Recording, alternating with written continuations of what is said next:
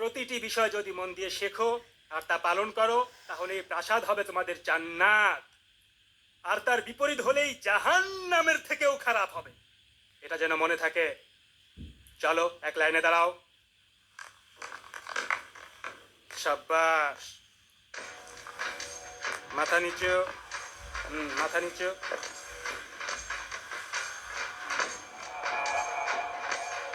এখানে যা বলা হলো কানে গেছে? সব বুঝেছো?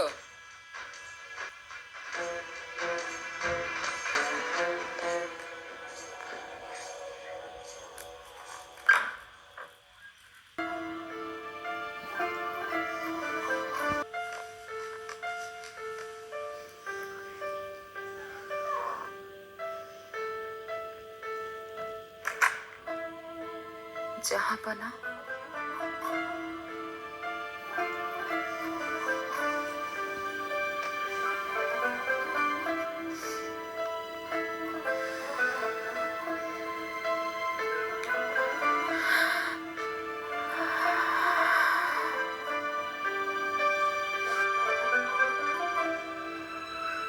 সুলেমান।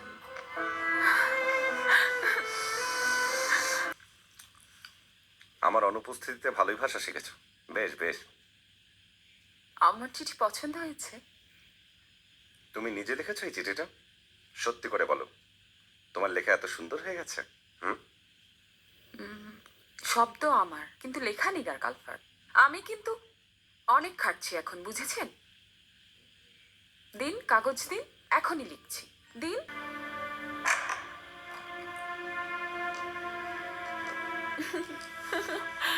নিগার কালফা, নিয়ে এসেছো আমার ছেলেকে?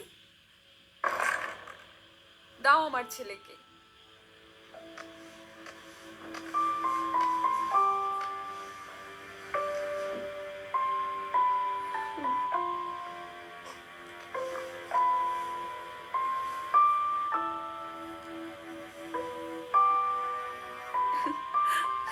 আমার ছেলে, আমার জান, আমার ছোট্ট বীর পুরুষ। এখানে আমি শাস্তি ভোগ করছি, একা। ওখানে প্রাসাদে উৎসব হচ্ছে। ইব্রাহিম পাশা,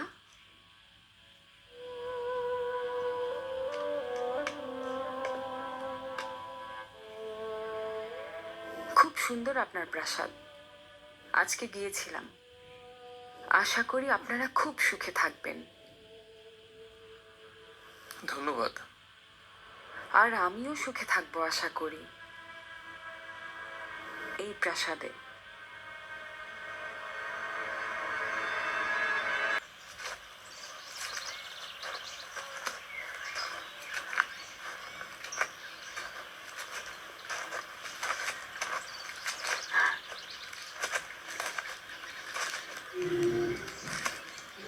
কি করছো তুমি?